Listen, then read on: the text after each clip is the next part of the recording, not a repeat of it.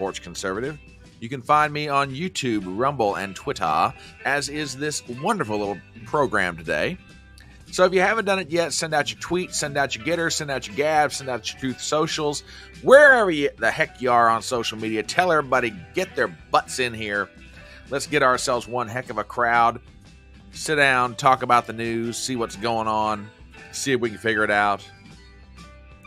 See if we can figure out what's happening to us, what's being done to us, what we're going to do to somebody else. I don't know, but we're going to talk about all of it. Again, my name is Brian Trippett. I'm the Front Porch Conservative. I am known by many, many titles for those of you who are new to the show. I am sometimes known as the common man with common sense. Sometimes the wise guy in the wide brim. Occasionally, I'm referred to as the fine fella in the fedora. And every so often, you know me as the beau in the chapeau. So yes, thank you for being here this morning. We're going to get together in a very cool, casual, chill sort of way and talk about all things in the news. And we'll say some hellos to some folks as we start to wind down this music. So glad to have you here, because there's so many things you could be doing on a Saturday morning. You could be spending time with your kids, doing laundry, which, you know, I know everybody looks forward to doing. I know this lady loves doing laundry on Saturday morning, don't you know? So, good morning, Leanne. And by the way, if you're new here, go see Leanne for your virtual mimosa. She is our mixologist here at the Front Porch. Let's see who else is in the house this morning. Z Highness, love you, darling. Good to see you. Good morning, Gypsy. Glad to see everybody here. So good to see everyone. And up in Connecticut, I saw your message. And darling, you go do what you got to do. Local government is very important. But yeah, we'll be here for you. If you're able to join us live, cool. If you're not, we get it. We know you're going to watch and spread the word. So good to see everybody this morning. Hang on, I need a sip of tea. La, la, la, la, la. Okay, I think the vocal cords are working. It is so good to see everybody out there. Hope you guys have had a good week. Every time I see that emoji, I keep thinking of the old Rupert song, If You Like Pina Coladas. You know, the Pina Colada song is commonly called to. I think the title of the song is called Escape, but yeah, that's what I see as I see a Pina Colada. So anyway, I have a weird brain. What can I tell you? Anyway, glad you guys are here. Welcome to Front Porch Brunch. We're going to talk about some items that are in the news that I think are pretty important. I think we ought to discuss. Before we do that, though, I have an announcement to make. And I can hear my haters out there now. He's quitting? No, I am not quitting. But I am modifying. And let me sort of give a background to what's going on, and then I will give you my formal announcement here. I have the blessing of being able to do what I do as kind of a part-time side hustle. I have a regular full-time job, works 40 hours a week, and I'm very blessed to have it, especially in these economic times. But it makes something of a challenge when it comes to doing social media, because I leave work, I come home, I start doing some research on something. I do maybe a thing or two around the house, if that. And I usually start working on my videos around 8:30 at night, start recording probably around 9:30 or 10, maybe 10:30, edit the video, post it online. And by the time I'm doing all that, I'm getting to bed at about, 12:30 or 1 in the morning. Now, I am not complaining. Let me be very clear about this up front. I am not complaining in the slightest. I know that with anything in life that you build, there's going to be some hard work you got to put in and some sacrifice you got to make. I get that. But it's sort of reaching the point where if I don't get out of work at a certain time, then the whole schedule is just shot to thunder. Like the other night, I had a video in my head that I wanted to do, but between delays and just feeling like crap, it's like I can't do it. So then I'm in the position, well, all right, I'll come in and record one video real early in the evening, post it, and then I'll do another one for Friday morning. Well, that didn't work. And this has sort of been on the brain for a while anyway. So I think I have found a solution to my problem. And it goes like this. Starting next week, I am going to expand the number of live streams that I do during the week.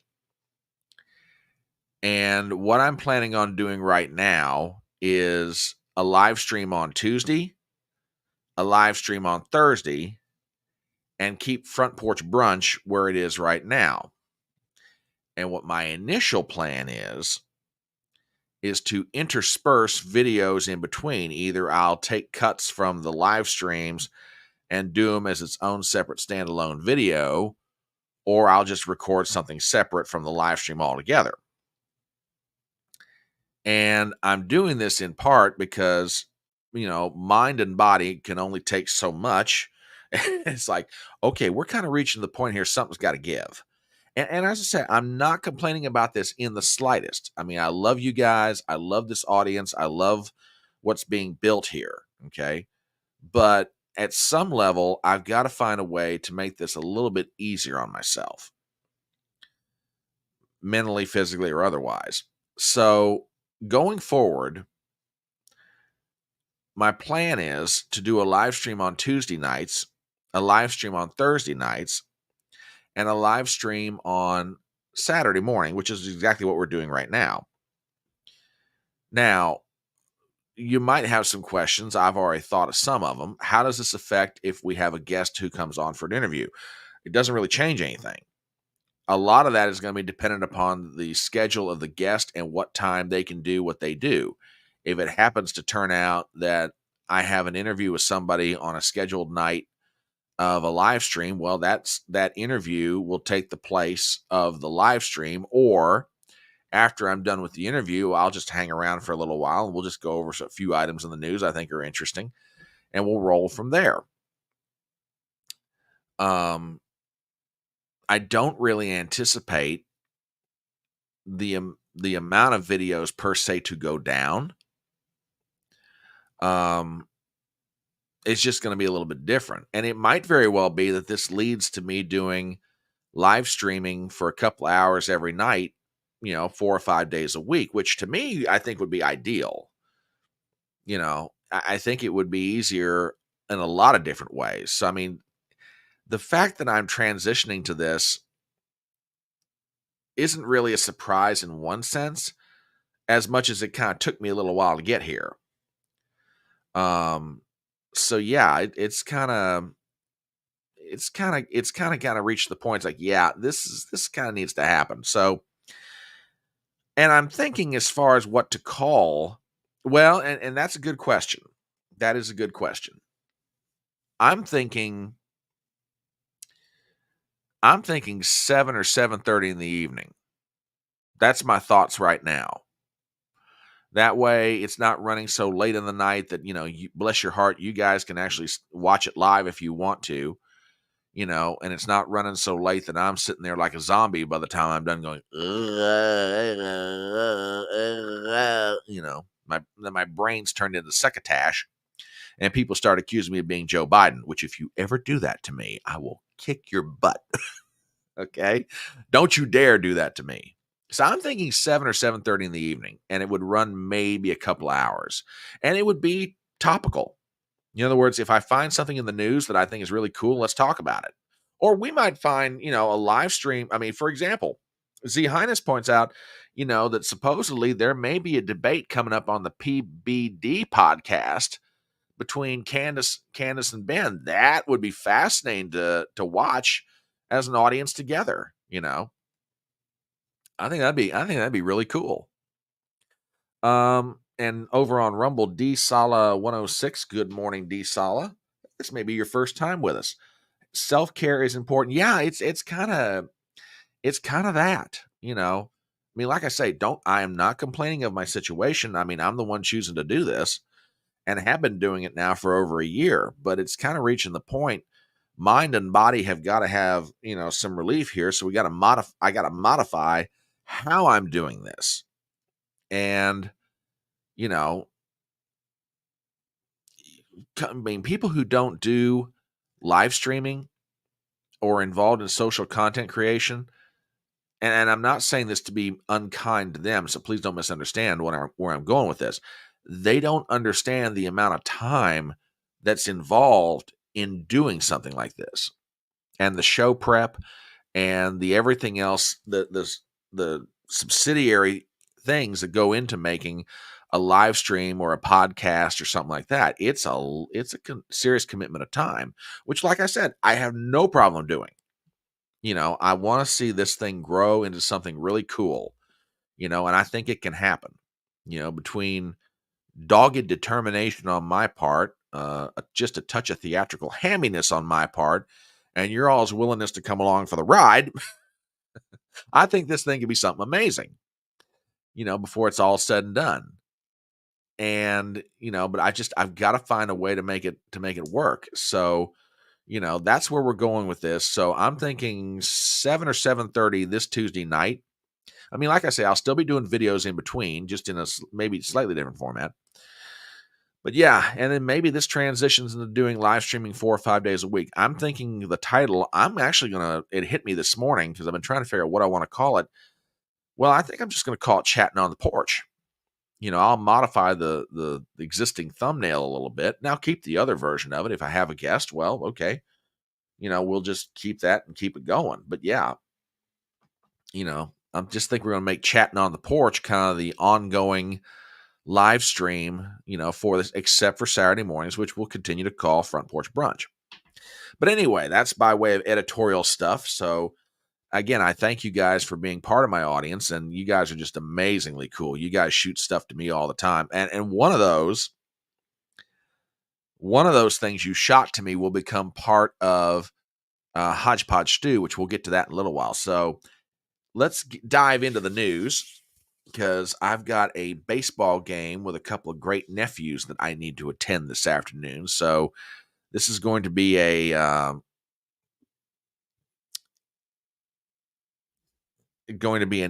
won't say shortened Front Porch Brunch, but it will be punctuated. How about a segment of the show called Throwing the Mint Juleps Across the Lawn in Frustration?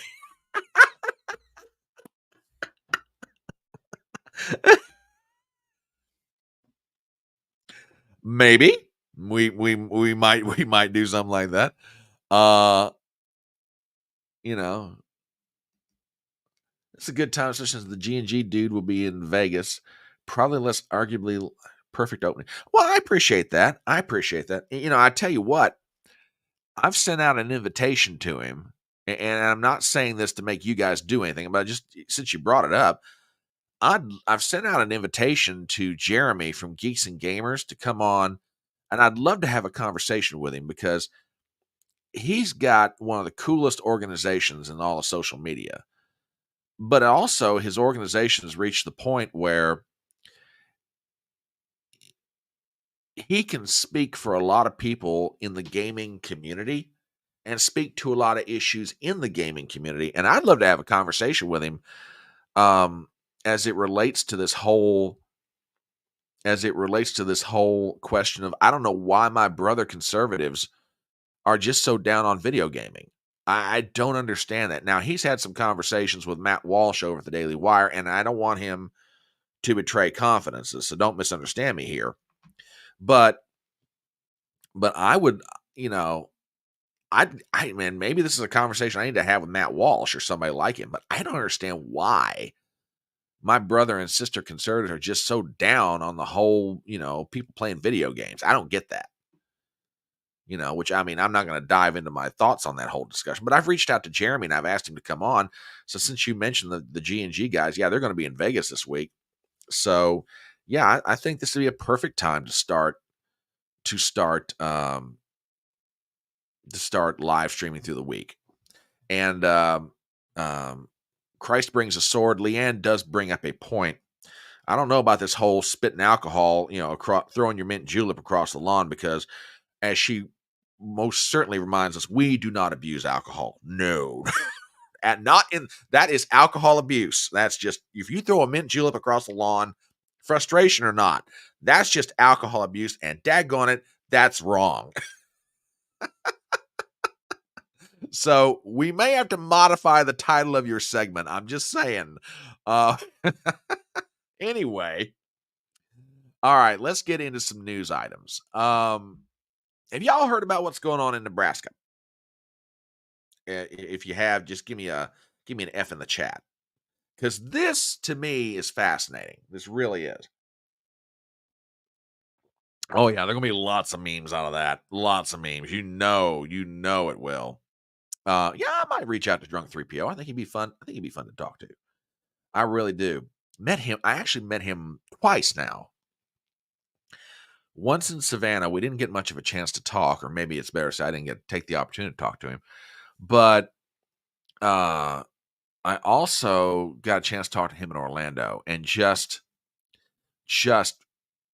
really cool guy. Just genuinely a cool guy. So let's get into this whole Nebraska thing. For those of you who have not heard about this, check this out. Democrats freak out about Nebraska as Trump pushes winner-take-all system in state. Now, for those of you who are not familiar with what's going on here, it basically goes like this. Back in 1991, the state of Nebraska made a decision legislatively to change how they award their electoral votes. And I'm going to do my best to show you how this plays out going into November of 2024. Okay, because this is not an insignificant thing that they did. And even though it's never really come into play right now, it has the potential to be a major league issue going forward. So give me 1 second here while I make some modifications to what I'm doing. Y'all talk amongst yourselves, and I'll keep on talking because you know me. I've never missed a moment in my life where I have ever found a reason not to say something. Just saying. Almost got it done. So give me 1 second here. And that. And that. Okay, just about there. Almost got it. And yep. And yep. And okay. Yeah, now I think I can do this. All right. Sorry about that. So Nebraska back in 91 made the decision to award their electoral votes on a proportional basis or congressional delegation basis. In other words, whoever wins the congressional district wins the electoral vote. They broke them out. Now let me show you what this looks like on a map. Right now, if you had to guess, you'd look at this and say, okay, here is how this breaks down in the Electoral College. Let me see if I can make this a little bit bigger for everybody's benefit. Yeah, okay, I think I can. There we go. That's better. Now, here's what starts happening. Everything that's kind of shaded in gray is more or less a toss-up state. Okay. And if you look at how this breaks down, Trump would have, let me find it here real fast. Hang on. Yeah. Trump would have about 243. Biden would have 215. Okay. Now, watch this. Here's where it gets really interesting.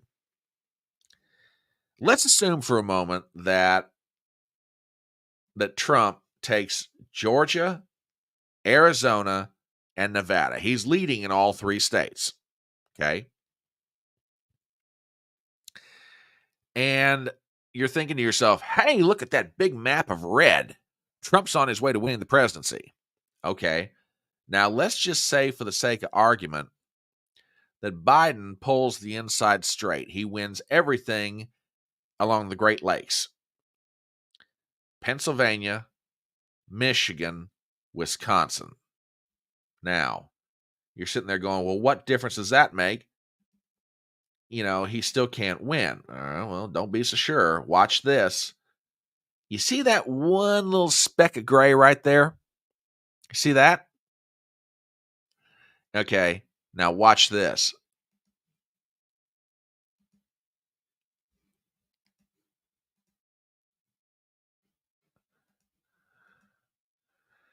Why? Hang on a minute. I feel like I'm missing something here. Two that are a toss-up. Who's a toss-up? Oh.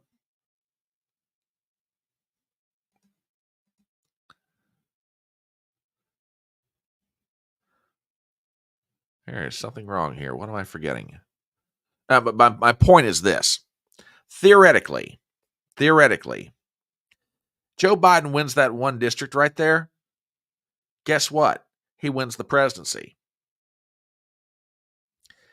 So now you begin to understand why Nebraska becomes so critically important.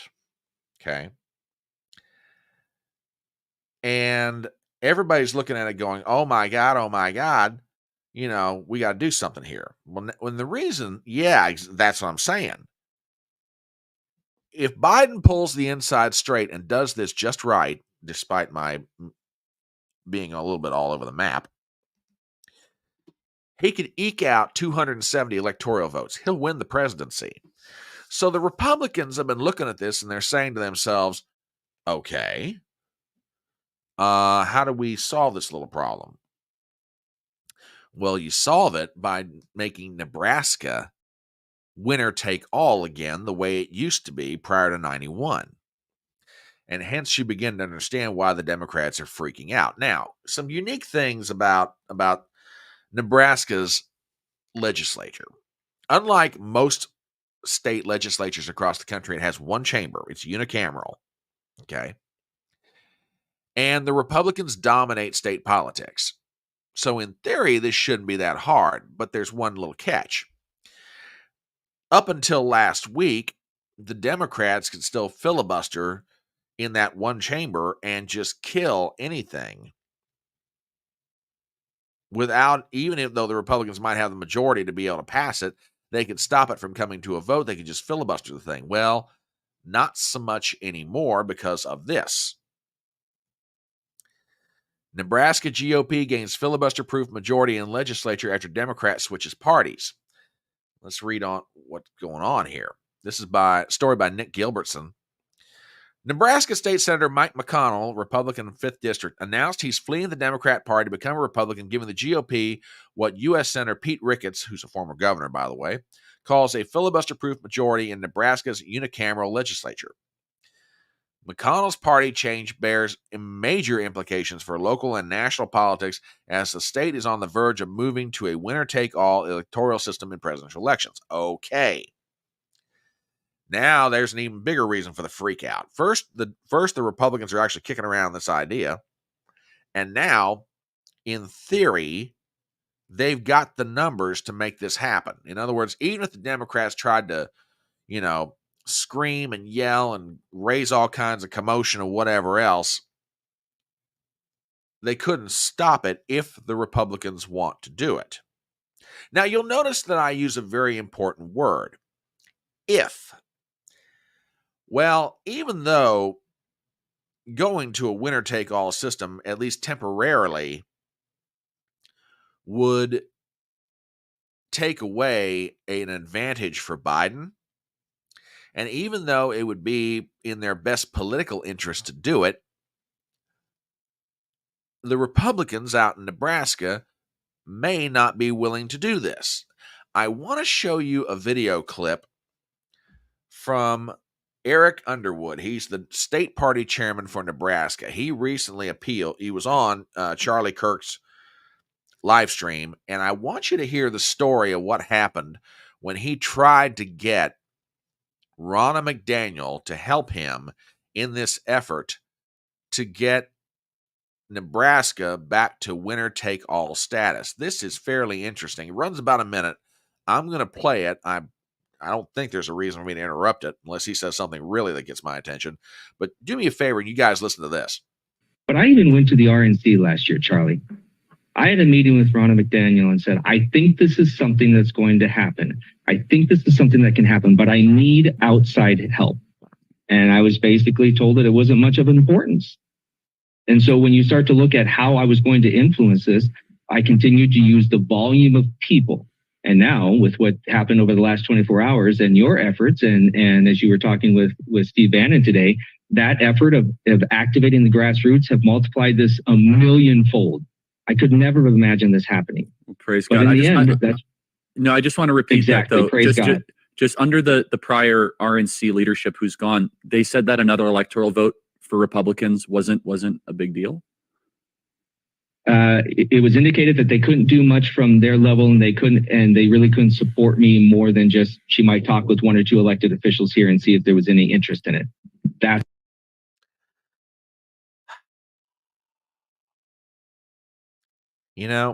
there's a lot of reasons why I'm glad that Ronna McDaniel is gone, and it's for stuff like this. Now, to be fair,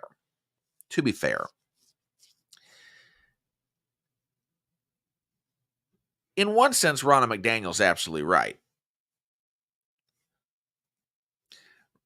There wasn't a lot she could do, but that doesn't mean you couldn't make some phone calls. That doesn't mean you couldn't, apply some pressure. That doesn't mean you couldn't help out in the effort. And again, I wasn't there for the conversation, so I'm just getting his side of it. I understand that. That's fine. But really, I mean, if what he's saying is true, that he was told by Ronna, well, there's not a whole lot we can do about it. It just, to me, is one more example of not only the laziness, but the brainlessness of Republican political leadership at a national level. Of course you want to do this. Of course you want to try to get any electoral advantage you can. You think the put to you this way. If the situation were reversed, you don't think the Democrats wouldn't do this? And you hold on to that question and that thought, and I'll show you, I know for a fact they would.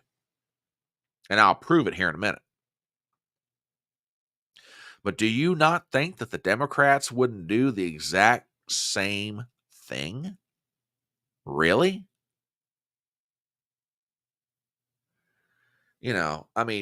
People, good grief. Of course they would. You don't believe me? Let me prove something to you. Let's go back to our wonderful little example here. And let's just say, for the sake of argument, that the Republicans did pull it off. Okay?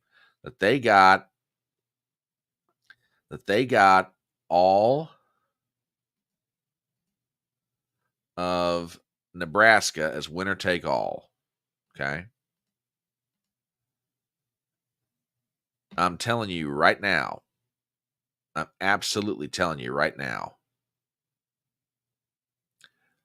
The Democrats would do something about it. And if you want proof of that, and my map is not perfect here, I get it. But if you want proof of the fact that the Democrats would retaliate, let me point out something to you. Yeah, you're absolutely right, Gypsy. They'd go after it like rabid dogs. My pointer is up here at the state of Maine. Maine, outside of Nebraska, is the only state that apportions electoral votes by way of congressional district. Okay? Maine has 4 electoral votes.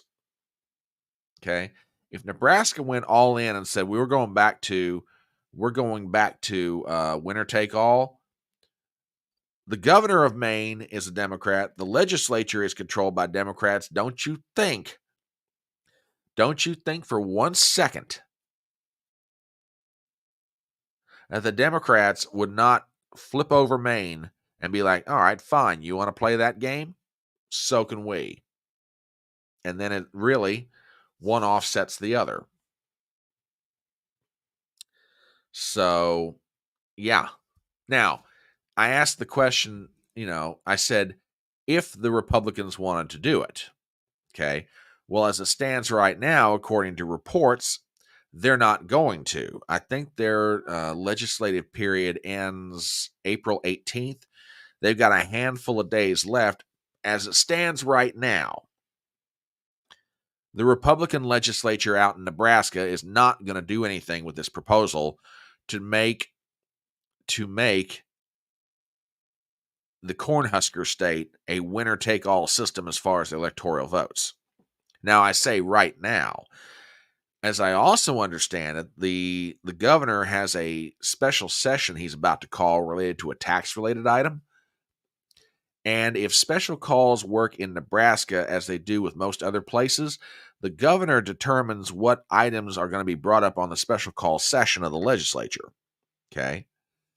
So, the current governor out there could put this in motion to try and get this thing to a vote. Now, whether the Republicans in the legislature go along with it, we'll see. But as it stands right now, it's not going anywhere. But I bring this up to bring up a point, and I want your guys' take on this. And DeSala over on Rumble is absolutely right. And the Democrats bring this up in a New York Minute. If they thought it would give them a tactical advantage, they'd do it in a heartbeat. And the governor said, if you get it to me, I'll sign it. Okay. I bring this up, the Democrat freak out about this, to bring up a point. And it's this.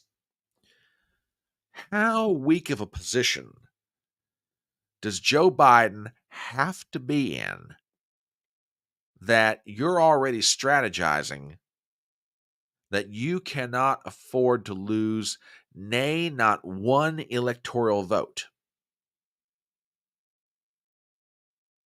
Think about it for a minute.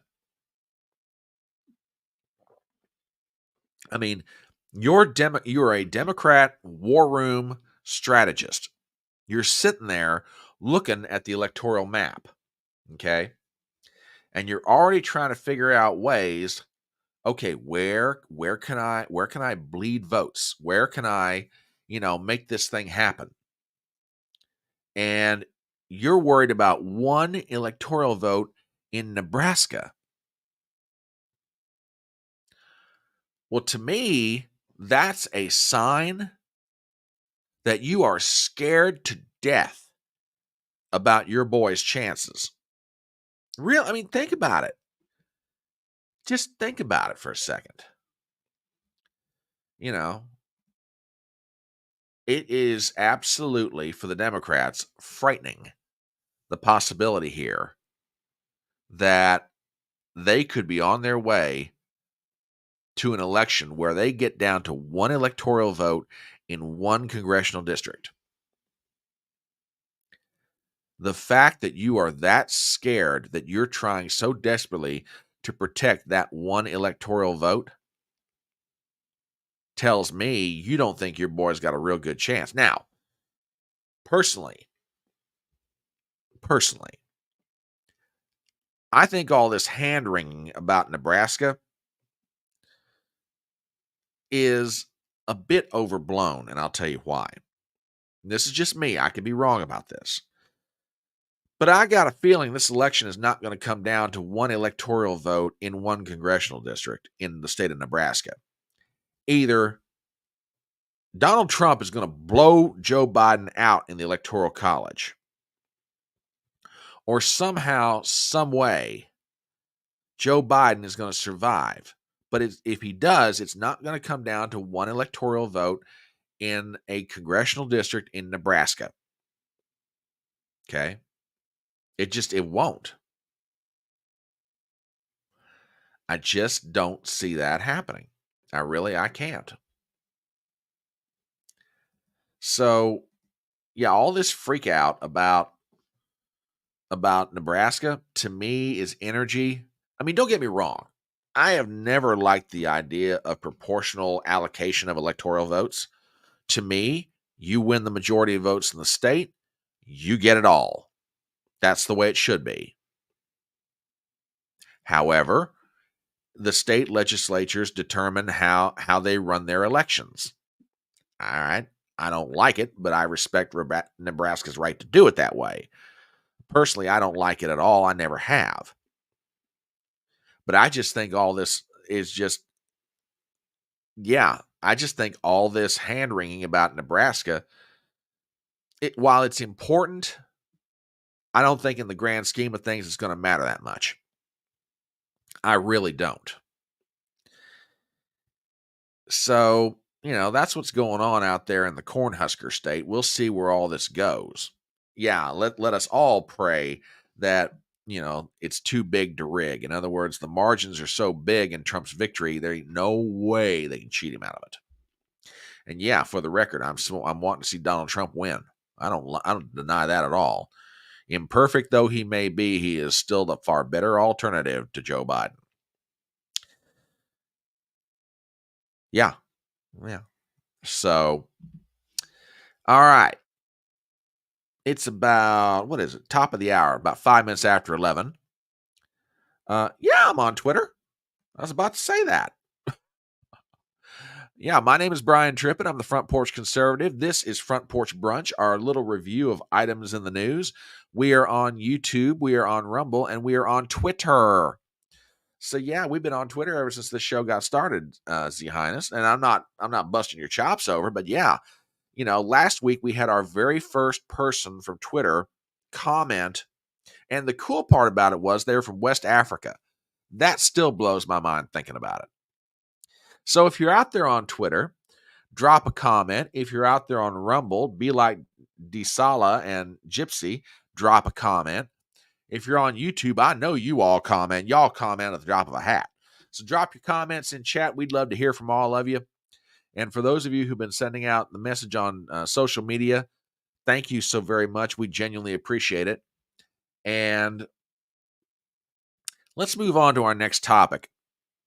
Oh, I appreciate that. Yeah, I'm trying to reach as many people as I possibly can. I want as many people to subscribe to my channel as they possibly will, which, by the way, bottom of the screen, if you happen to see this and you're not a subscriber to the channel, please give me a sub. I'd really appreciate it. So, no comment. Thanks, Ruben. I appreciate that. Jeez. Rough crowd, I tell you. Rough crowd. All right. Let me Yeah, okay. Let's take this down. Speaking of Biden and his electoral chances, something came up in the news that I want to discuss with you guys. And I think now's about as good a time to get into this subject since we're just talking about this whole thing out in Nebraska and what's going on with the electoral vote the situation out there. I want to read you guys a headline, a little bit of an article, and then I want to show you where I think this is going. So let's go to NBC News for a second. Displeasure with Biden's handling of Hamas-Israel war on display at closed-door White House meetings. 6 Muslim community leaders met with Biden on Tuesday, many who pressed him to do more to help civilians dying in Gaza. This is an article written by Monica Alba, Yamich Alcindor, and Elise Perlmutter Gumbiner. Interesting names.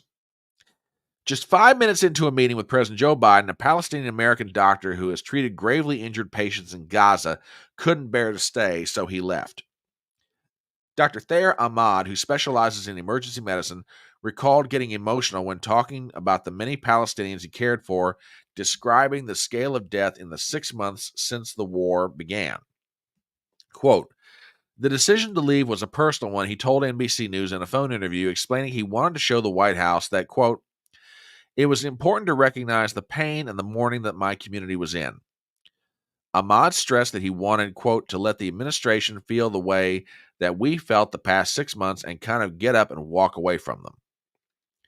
He was one of only 6 Muslim American community leaders who attended a small meeting on Tuesday with Biden, Vice President Kamala Harris, and senior administration officials at the White House. Many others who'd been invited attended to declined to attend, according to multiple sources familiar with the outreach, underscoring the deepening tensions between the administration and the Muslim and Arab American communities over the president's support of Israel and its bombardment of Gaza. More than 30,000 people have died, according to health officials, since Hamas terrorist attacks in Israel on October 7th, and the group is still holding more than 100 hostages captive. Okay, let's get into this. First of all, you notice that number, more than 30,000 people have died. Well, on a side note, something came out from earlier this week that John Kirby, the spokesman for the White House and the State Department, admitted that Hamas terrorists are included in that number. So the actual number of civilians that have died, I don't know about this whole 30,000 number. Now, don't get me wrong. I am not trying to minimize at all the loss of life in Gaza, okay? Especially with civilian life. Okay, I don't want to see this conflict go on. No one does. Doesn't matter if you're Israeli or Palestinian or if you're not or wherever you may be in the world. You don't want to see war, and most certainly you don't want to see death, okay? But this number of people who have died on the Palestinian side because of this conflict, okay, I think there needs to be a finer delineation on who is a civilian and who is a combatant, okay?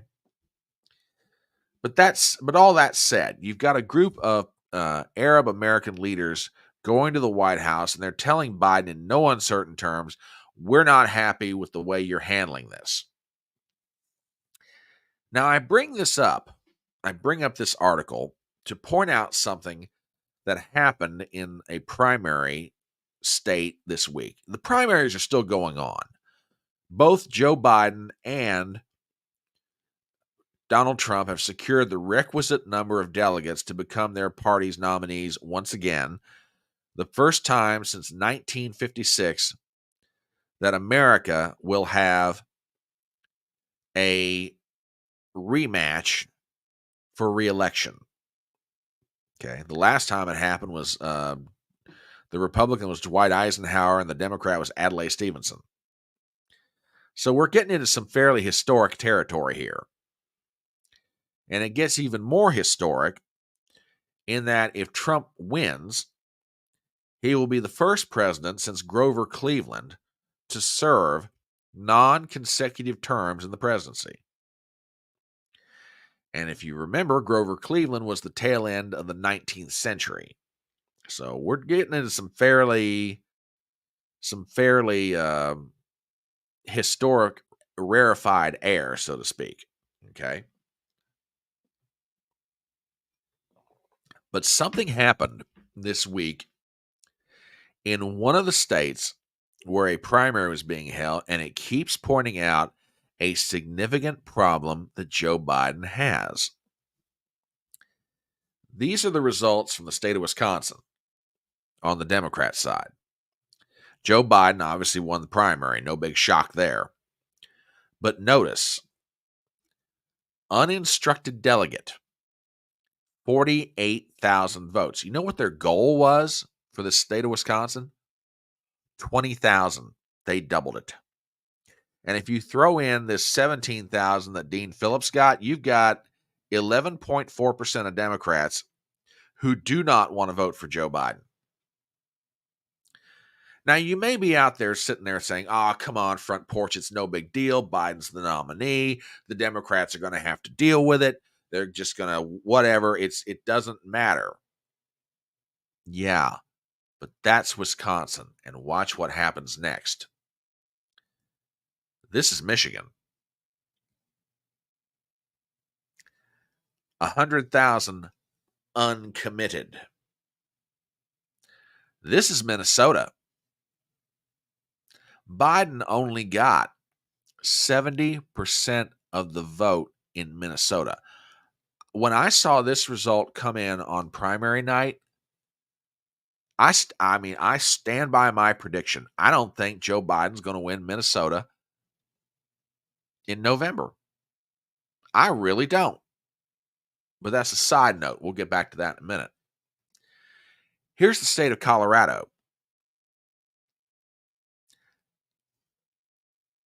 There have been various polls around the country that have been done, and all of them point to the same piece of statistical information, which for Joe Biden is keeping him and his campaign staff awake at night.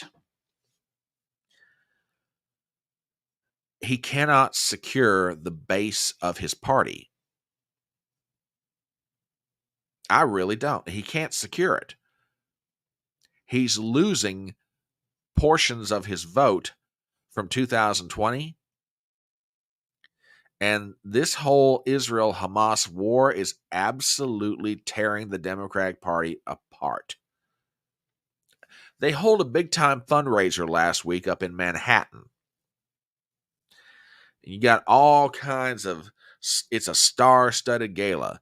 Barack Obama comes out for it. Bill Clinton comes out for it. Lizzo is there. And no, contrary to popular opinion, she did not cause the earthquake yesterday. So, I mean, y'all just chill out. But, I mean, this thing is wall-to-wall personalities and big-time stars and everything else. What you didn't see, or by and large what you didn't see the protests going on outside Radio City Music Hall by people in support of the Palestinians in Gaza. Thousands of them lined up outside. You had people inside who were disrupting a Q&A session between Stephen Colbert and the three former, well, not say, rephrase that, two former Democrat presidents and the current occupant of the White House. This issue, what's going on in Gaza between Israel and Hamas, is tearing the Democrat Party apart. And every time there's a primary, well, I mean, every time, in a lot of states, Wisconsin, Michigan, Minnesota, Colorado, you're seeing this show up. Now, surprisingly, you didn't really see it in New York, which held their primary Tuesday. But most other swing states, this is showing up. Now, to me, one of three things is going to happen here.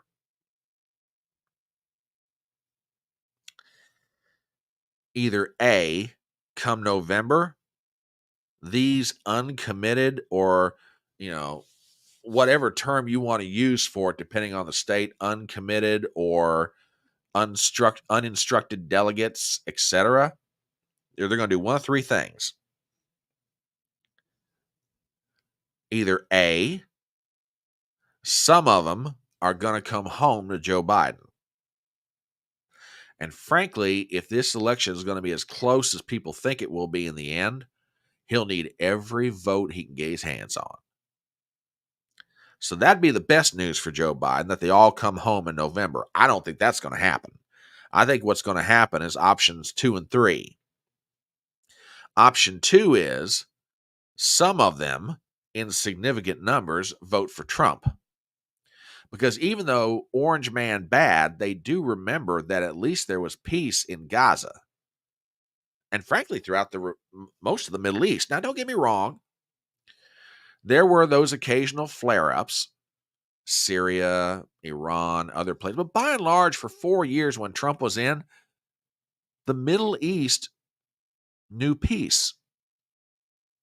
So some of them are going to vote for Donald Trump. Or option number 3, these people are going to sit on their hands and they're not voting for anybody, or they'll vote third party. And again, that is something that Joe Biden cannot let happen. He can't. Especially in a state like Michigan. Michigan has a high number of Arab Americans as a percentage of population. He cannot let that happen. He's got to garner every vote he can get his hands on. And if he doesn't,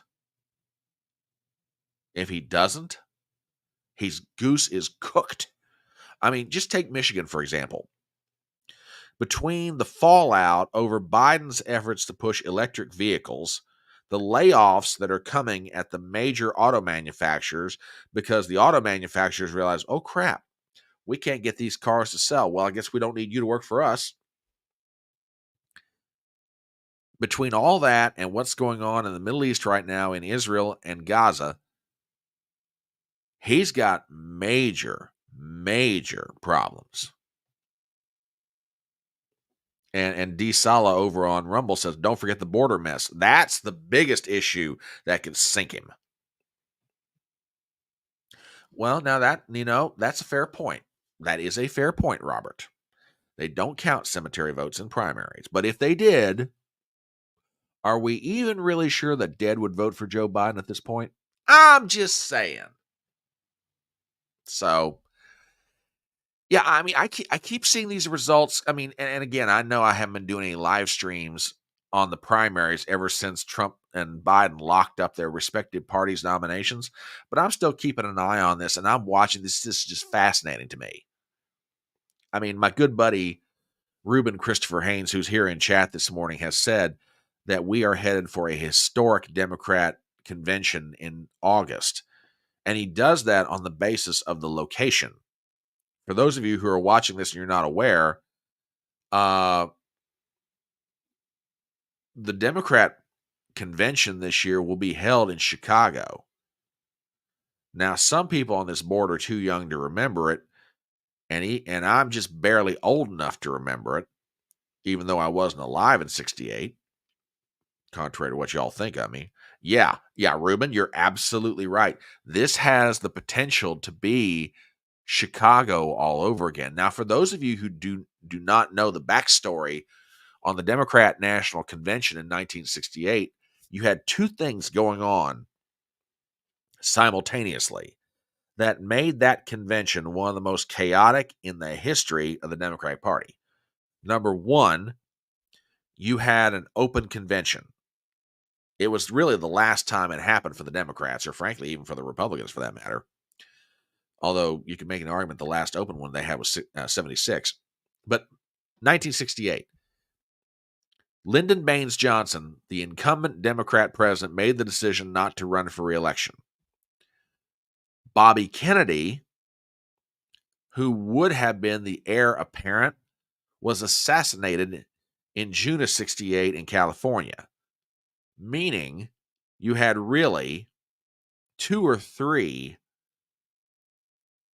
Democrats going into the convention, but nobody had the requisite number of delegates locked up, so you had an open fight on the floor to determine who the nominee was going to be. And let me tell you, there was some, you think politics in America today was ugly? It was, I mean, I've seen the video clips of news reporters like John Chancellor of NBC News being escorted off the floor. It was craziness what was going on the convention floor. So you had that factor going on. Then on the other side, you had anti-Vietnam War protesters outside the convention who were raising a ruckus. And you had Old Man Daley, who was the mayor of Chicago, having, National Guard and Chicago PD arresting these people, taking them out in paddy wagons just because they were exercising their rights of free speech and freedom of assembly under the First Amendment to protest the Vietnam War outside the Democrat National Convention. It was bedlam in Chicago. Now, are we going to have an open convention? I doubt it. Joe Biden is going to be the nominee. Contrary to the fever dreams of some people out there on the conservative movement, bless your hearts, I love all of you. And I know you've got way more experience in these matters than I do. And I know you've got way more national prominence than I do. I get that. But I'm sorry, it's not going to happen. Joe Biden's going to be the nominee. So you're not going to have that part. But as far as what's going on in Israel and Gaza, if this isn't settled by August, and I doubt very seriously it's going to be, you're going to have people protesting inside the halls of the convention, and believe me, they'll get creative. The Democrats will try and make sure no one sees it. That ain't going to happen. If this thing in Israel is not settled by August, and like I said, I really don't think it's going to be, you're going to see inside the halls of the convention protests break out over what's going on as far as Joe Biden's handling of the American side of this war with Israel and Hamas. You're going to see it outside, because I don't care how much Brandon Johnson's Democrat suck up, not even he can stop that from happening. Then yeah, it's going to happen. Which in part explains politically why it is that Anthony Blinken and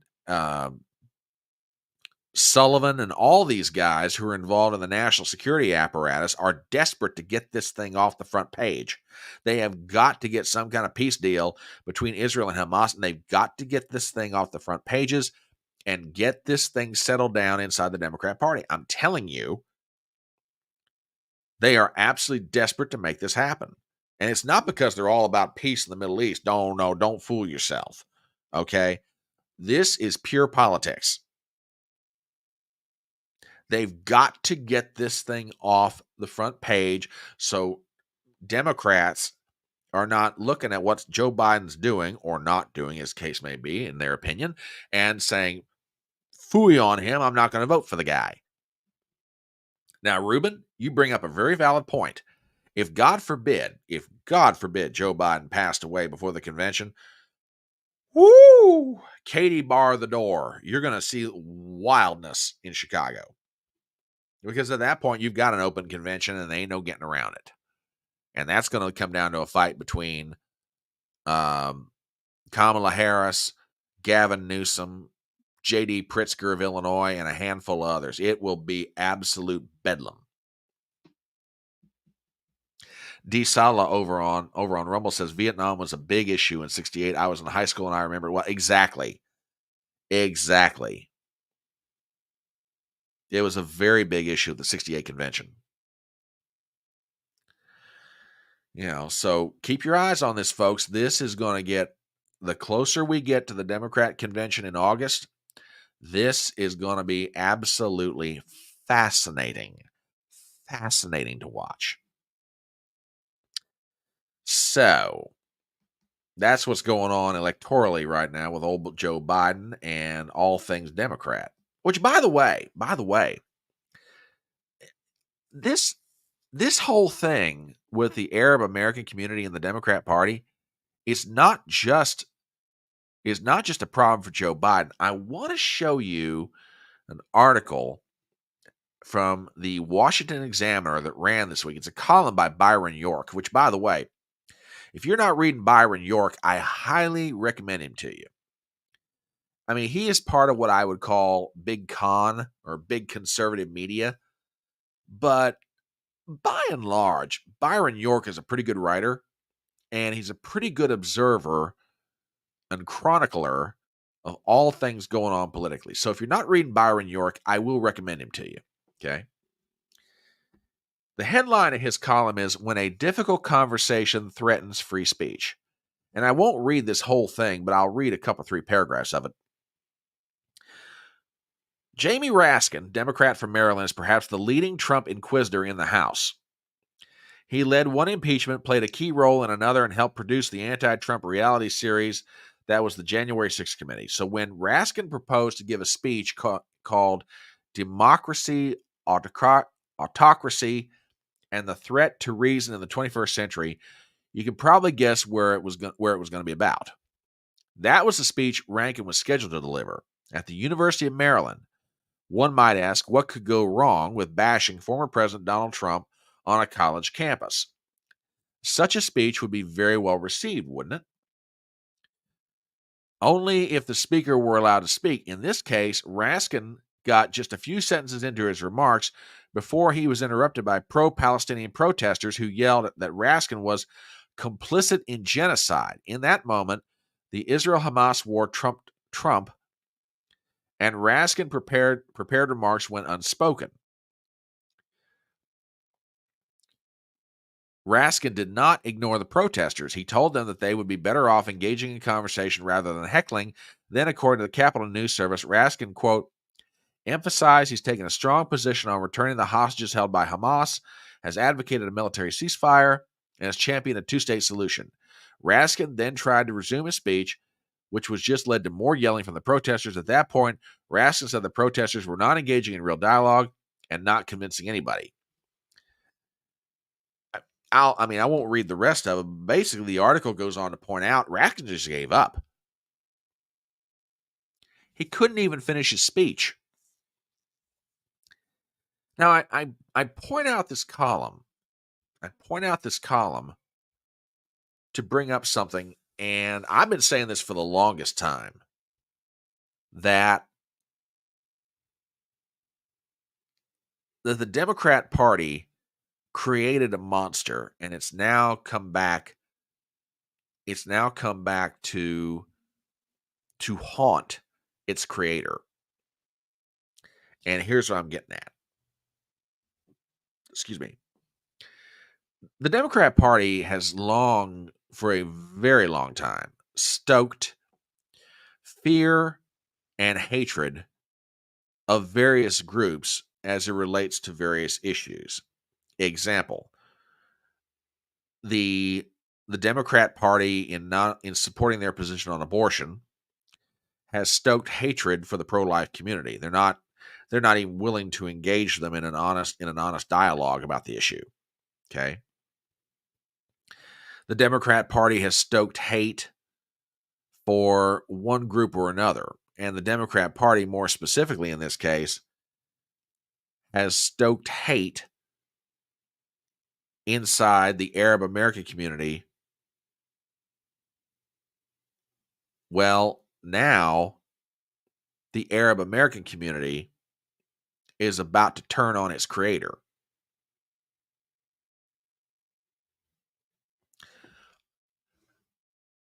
And yeah. So I'm not surprised what happened to Raskin. I'm surprised it got reported. Thank God for Byron York's column.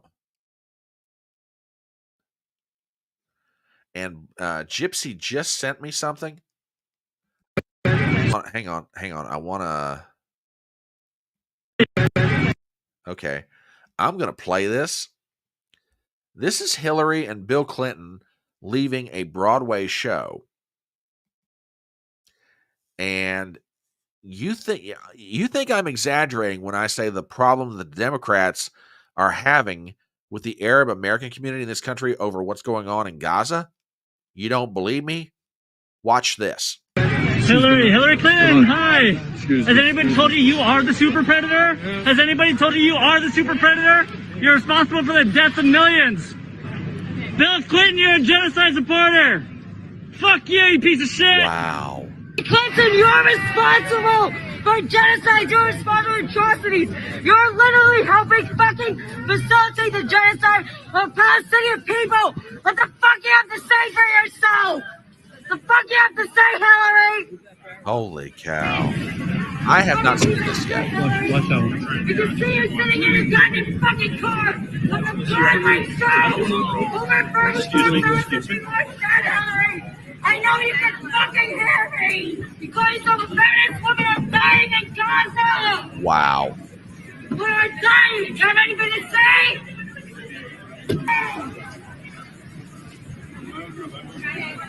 Wow. You're fucking coward, Hillary! Fuck you! Fuck you, Hillary! Motherfucker! Holy cow. Like I said, I had not seen this. So, Gypsy, thank you for sending this over to me. I genuinely appreciate it. I am telling you, this is tearing the Democrat Party apart. And it's not going to get any better. Because Joe Biden is caught in one of those situations where you are damned if you do and you're damned if you don't. Now, what am I getting at? It's this. If Joe Biden sides with Israel, which in this case, as far as I'm concerned, he should, they were attacked without provocation. Okay? If he sides with Israel, our only ally in the Middle East, then you've got the Arab American community inside the Democrat Party that is absolutely, politically speaking, going to have his scalp. Okay? And they're pretty much taking chunks out of it right now. Everywhere he and other prominent Democrats go, they are absolutely being just I mean, you saw what happened to Hillary and Bill Clinton coming out of a Broadway show. Okay? And like I said, I had not seen this footage. Gypsy, thank you for sending this over.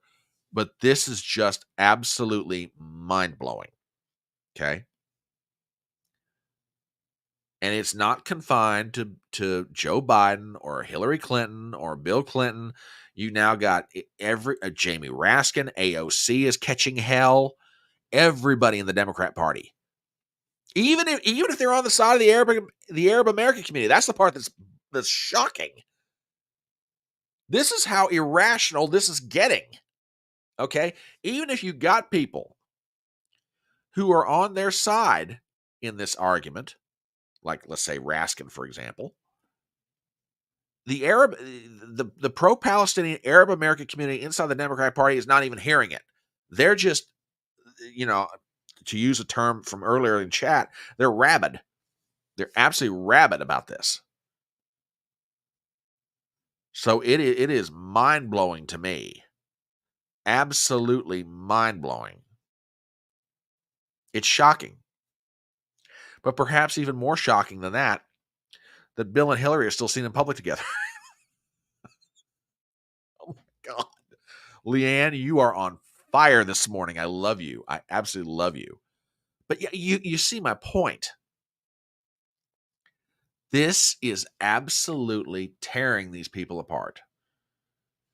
Absolutely tearing them apart. And it's just not going to get any better. Because like I said, if Joe Biden supports Israel, which frankly I think he should, given what happened back in October, then the Arab American community is going to crucify him.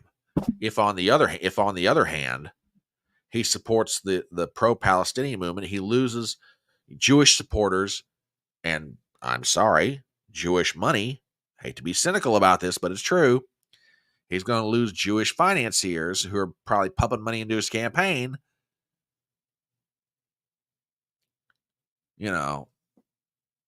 Just saying. I mean,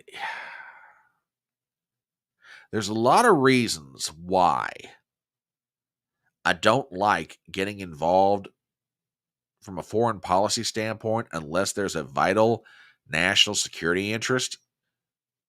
And this just gives you an example of what can happen when you don't. Now, you can make the argument that supporting Israel is part of our national security interest. I get that. But daggone, every time we go sticking our nose in somewhere around the world, we've got all kinds of problems at home because of it. Anyway, so that's what's going on. That's what's going on inside the Democrat Party. And it's just amazing to watch.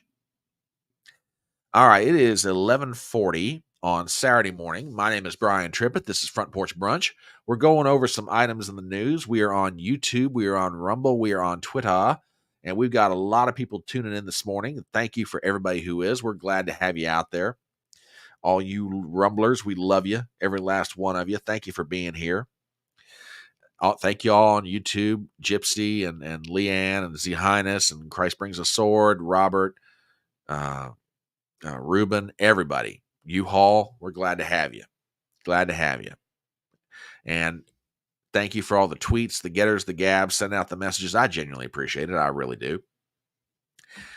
So let us turn our attentions to some Trump-related news. Yeah, I know. Believe it or not, he's still in the news. Now that is just slanderous. I'm sorry. That is just slanderous, and I will not in any way, shape, or form tolerate this sort of untoward comment. How dare you, sir? I'm just kidding. This is funny. This is absolutely funny. Look, what goes on in Arkansas stays in Arkansas. I'm just saying, But very untoward, sir. How dare you? How dare you make such slanderous comments? How dare you? No, I'm just kidding. I love you. Absolutely love you. All right. Let's get into some Trump news. As far as what's going on legally with him this week, man, he just got...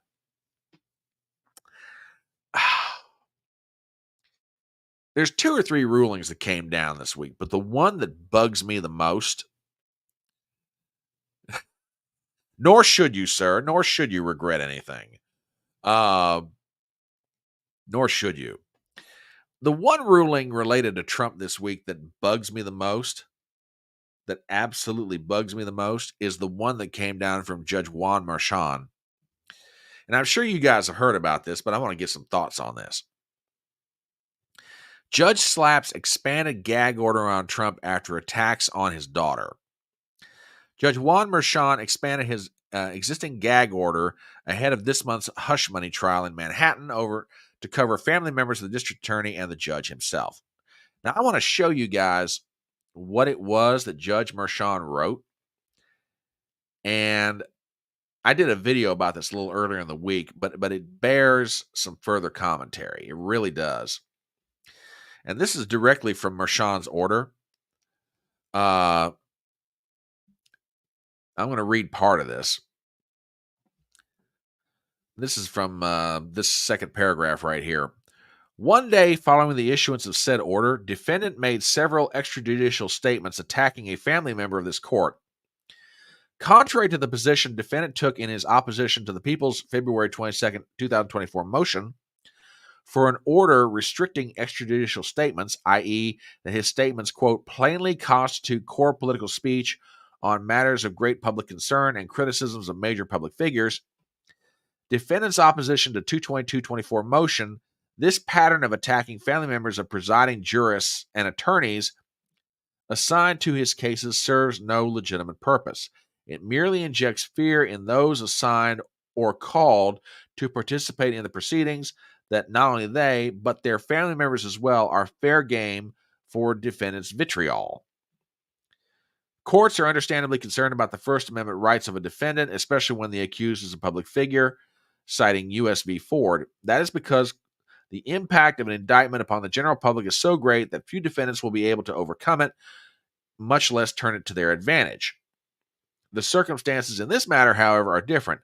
The conventional David versus Goliath roles are no longer in play, as demonstrated by the singular power defendants' words have on countless others. So what does that mean?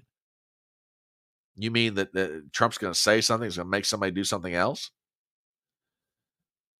We continue.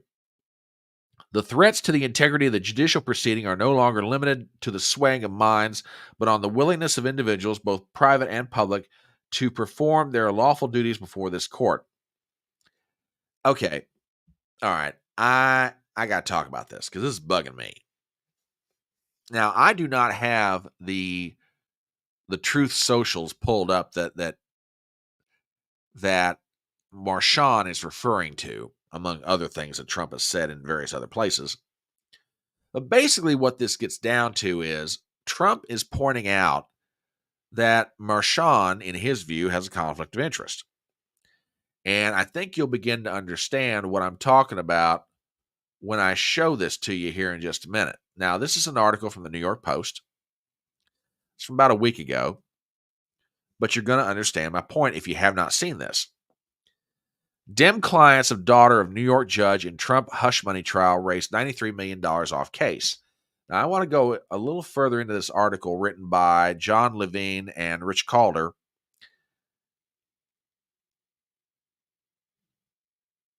Yeah, here it is. The judge's daughter, Lauren Merchan, is president of Authentic Campaigns, a Chicago-based progressive political consulting firm whose top clients include Adam Schiff, who was leader of the prosecutor in Trump's first impeachment, and Senate Majority PAC, a major party fundraiser.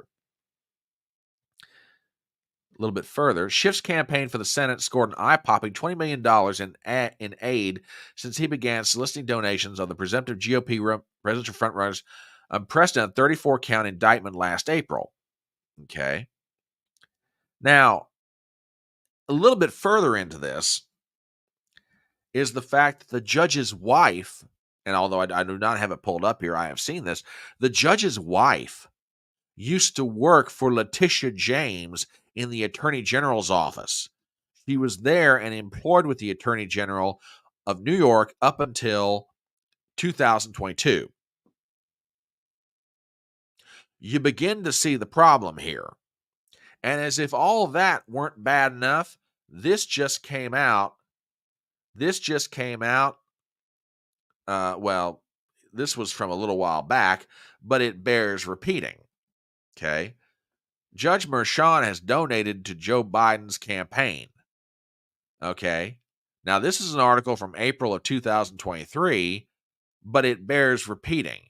Now, for the record, and to be totally fair here, the amount of money that Merchan gave to Joe Biden's campaign is very, very small. Okay. I mean, really it is. I mean, it's infinitesimal. Okay. It's like, honestly, according to the article, $15. It's tiny, but that's not the point. You've got a judge who himself has given money to Joe Biden's campaign. You've got a daughter of the judge who's working as a Democrat fundraiser and raising money for people like Adam Schiff, among others. And you've got the judge's wife who used to work for Letitia James. Does anybody really believe that this judge is going to be impartial in this trial?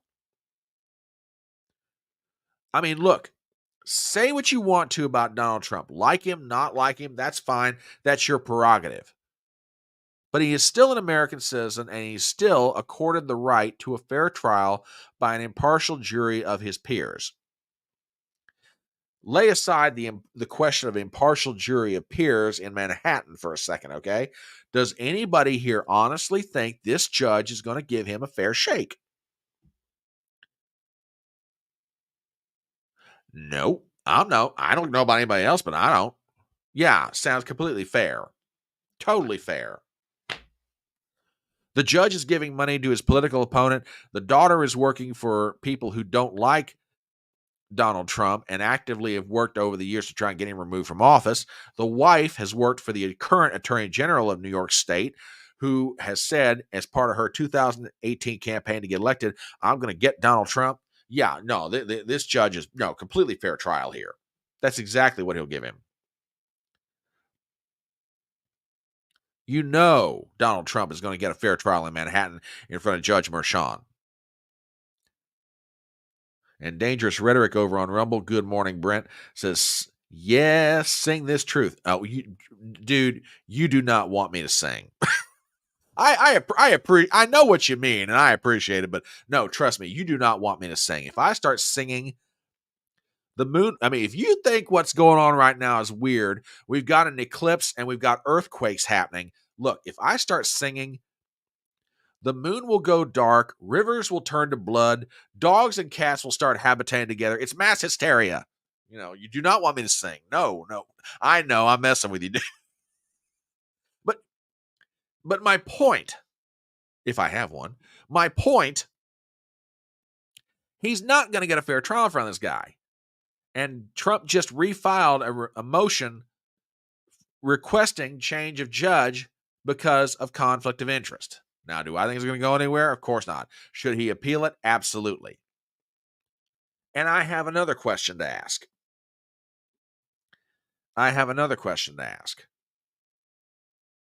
Why should Donald Trump not be allowed to use his right of free speech in the court of public opinion? See, this whole thing about putting a gag order on the defendant is a load of crap. Okay? The fact that you're not allowed to comment about the judge or the prosecutor is ridiculous. Now, do I want him standing there going, I think this person ought to have, fill in the blank and something very untoward and dangerous happen?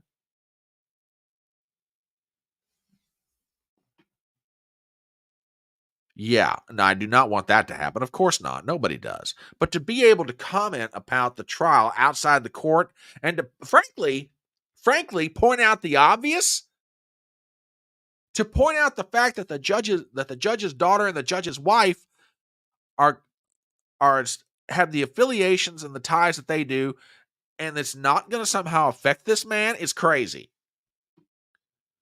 Donald Trump, like any defendant, should have the right to be able to defend himself in the court of public opinion by using his rights to free speech as guaranteed in the First Amendment to the Constitution of the United States. And by the way, and I'd love to have Daniel R. Street here right now. I'd love to ask him this. Gag orders, traditionally, as I understand them anyway, have always been against the prosecution or on the civil authority or on prosecutors involved in the trial, not on the defendant.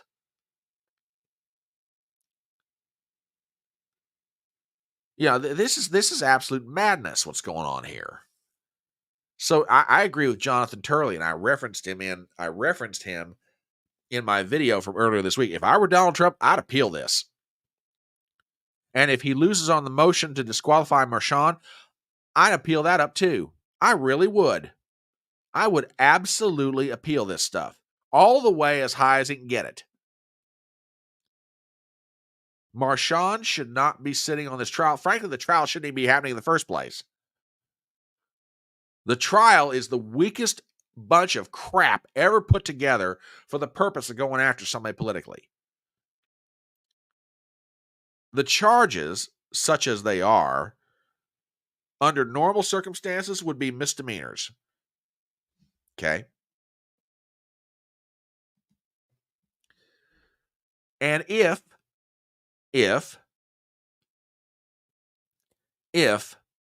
Donald Trump, or let me just rephrase that, if the Trump organization mischaracterized by accounting ledger entry what these payments to Michael Cohen were, okay, it's a misdemeanor. But here's the other consideration. This all happened back in 2017. The statute of limitations ran out on this stuff ages ago. This thing shouldn't even be coming to trial in Manhattan. When the Federal Election Commission won't take the case and run with it, when the Southern District of New York, arguably one of the most politically corrupt districts in America, won't take the case and run it, this ought to tell you something. If this were as big an issue as Alvin Bragg, or as we lovingly refer to him, Alvin the New York Chipmunk, if Alvin the New York Chipmunk was so worried about this case should have been brought ages ago. But instead, Alvin the New York Chipmunk is taking what basically is a misdemeanor charge, running it through the needle, the eye of the needle of federal law, and trying to claim that the intent of Trump's actions in the mischaracterization of these payments is that he's trying to hide a crime. And like Alvin the New York Chipmunk can perfectly read minds here and know exactly that's what Donald Trump was doing. Look, I'm not here to defend Donald Trump, okay? I've always said if the man's guilty of something, let him be punished for it appropriately, like any other American, by the way. But he is entitled to the presumption of innocence, just like every other American. Okay?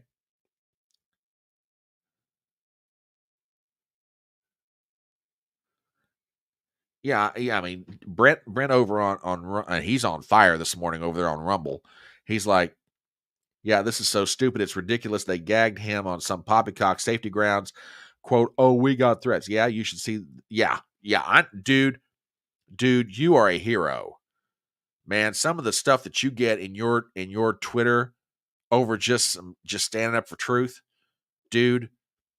I mean, I know I'm probably embarrassing you with the word hero, but dude, you are fearless and God love you. Hat tip to you. This is crazy. This is absolutely crazy. So yes, Marchand should recuse himself, and this trial ought to be dismissed. Good point. I'm sorry, I forgot. It's up to Trump to prove that he's innocent. So says that brilliant legal jurist, Nancy Pelosi. I'm so sorry about that, Gypsy. I forgot. Forget 200 plus years or hundreds of years of Anglo-Saxon jurisprudence going all the way back to common law in England. I'm so sorry. I forgot that Nancy abrogated all that. Bless her heart. Wench. No, not you. She's a wench. Anyway, so that's the worst of it. Now, there were other things that came up. Okay. And this ruling to me is strange. Now we're going down to Georgia. Charlie Daniels once sang the devil went down to Georgia. Well, right now, I think the devil is down in Georgia, and it's wearing a skirt. It's called Fannie Willis. And yes, you may clip that if you wish. Georgia judge refuses to toss out Trump's charge under First Amendment. Article by Ella Lee and Zach Schoenfeld. We have the following. The judge overseeing President Trump's election interference trial rejected his attempts to toss the charges under First Amendment. Trump and some co-defendants have contended their charges must be tossed because their efforts to contest the 2020 election comprised constitutionally protected core political speech. Quote, even core political speech addressing matters of public concern is not impenetrable from prosecution if allegedly used to further criminal activity. McAfee said only a jury can decide the question of whether the speech at issue was carried out with criminal intent. His ruling leaves open the possibility that Trump could still raise a First Amendment defense down the road once the factual record is more developed. Now, hang on a minute. Here's why I call this ruling strange. I'll give Judge McAfee at least this much. He's right. If speech is being used to the furtherance of an illegality, okay, that's not free. Okay, that's a whole other problem. All right. But in making this ruling, aren't you sort of saying you're determining up front that Trump's speech was in the furtherance of an illegality? I mean, Trump's making a motion that this charge ought to be dismissed. Okay, fine. Well, by denying the motion, aren't you basically saying that Trump engaged in an illegality and therefore the speech is not protected? Now, the crazier turn to all this is you're saying only a jury can truly determine whether or not the speech, let me read this again. Only a jury can decide the question of whether the speech at issue was carried out with criminal intent. But you're making a ruling that says that the speech, that the case cannot be dismissed because, well, this isn't free speech. It's being done for purposes of furthering criminal intent. This ruling to me seems a bit backward. This is just, again, I'm no lawyer. I'm just looking at this going, this makes not an ounce of sense to me. Does not make an ounce of sense. So you got that one going on in Georgia. Brought to you by, Fanny Drama Mama Willis. Thank you very much. Then you've got what's going on down in Florida. Now, this one's even more interesting. From thehill.com, Cannon rejects Trump's bid to toss documents case on claims records were personal property. Article by Rebecca Batesh. We have the following. A federal judge denied former President Trump's efforts to toss his Mar-a-Lago documents case Thursday, arguing that the more than 300 classified records recovered from his property could have been considered personal records. The ruling from U.S. Judge Aileen Cannon comes after special counsel Jack Smith urged her to promptly reject Trump's claims that the Presidential Records Act allowed him to deem national security records as personal property. Quote, "The Presidential Records Act does not provide a pretrial basis to dismiss," Cannon wrote in her 3-page ruling. While the ruling is seemingly a win for Smith, Cannon did not rule out Trump's ability to raise the issue at trial, complicating appeal motions for prosecutors. She also used ample space in the short decision to take the special counsel to task over comments made earlier in an earlier filing that urged her to speed that case along. So I've got some comments about this. Oh, hello, dear. What did you miss? Well, let's see.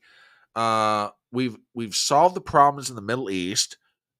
Brentley from Dangerous Rhetoric is drafting a peace agreement between Israel and Hamas.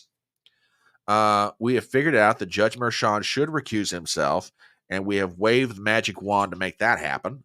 Pop. And we declared Donald Trump's innocence. And we had declared that Donald Trump will sweep all 50 states in the presidential election. You didn't miss much. Don't worry. No, I'm just kidding. No, we've just been going over some news items. We're glad you're here, and I hope that your meeting went very well, dear. So glad to have you, Miss, up in Connecticut. So over on Rumble, D. Sala says election interference. Yeah. It's absolutely election interference. Now, I want to talk about this ruling down to Florida for a second. I tell you what, of all the judges that are involved in all these things that are Trump-related, Aileen Cannon, to me, is the most intriguing of the bunch. And I say she's intriguing in that, regardless of what you may think of her, she's actually, from my perspective, at least trying to give an impartial trial here.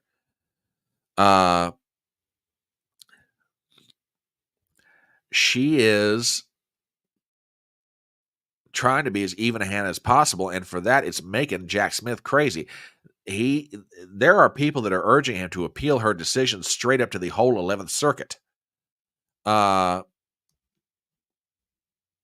I mean, exactly. We solved all the world's problems while we invited on Leah's cocktails. There you go. But this ruling is interesting to me, and I say it's interesting because I don't think it's as big a loss for Trump as the press is trying to make it out to be. Now, did he win on the motion? Of course not. Okay. But here's why I say this is interesting.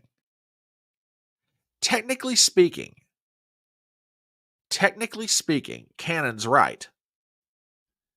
The parts of the indictment that Trump and his legal team were trying to get thrown out, those parts of the indictment did not claim Presidential Records Act. So strictly speaking, she's absolutely right. You can't throw out the case on Presidential Records Act if the parts you're referring to in your motion to dismiss don't have anything to do with Presidential Records Act. But notice what she said, or what's being alluded to. She's not telling Trump and his legal team, you can't make this defense down the line. I mean, a lot of legal commentators that are far better than I am have been talking about this case, and they bring up a very valid point. They are of the opinion that if Aileen Cannon dismisses this whole thing, it'll be on the grounds of the question of selective prosecution. In other words, why has no other president in American history ever been brought up on this sort of thing when there are plenty of examples going all the way back to Ronald Reagan, where former presidents were found to be in possession of documents that arguably, and I use that word advisedly, arguably they never should have been in possession of. Okay? why is it just Trump? So if Cannon's going to dismiss this thing, she may very well do it on the grounds of selective prosecution. That said, however, I'll make a further point. I think that she's open to, and I cannot prove this.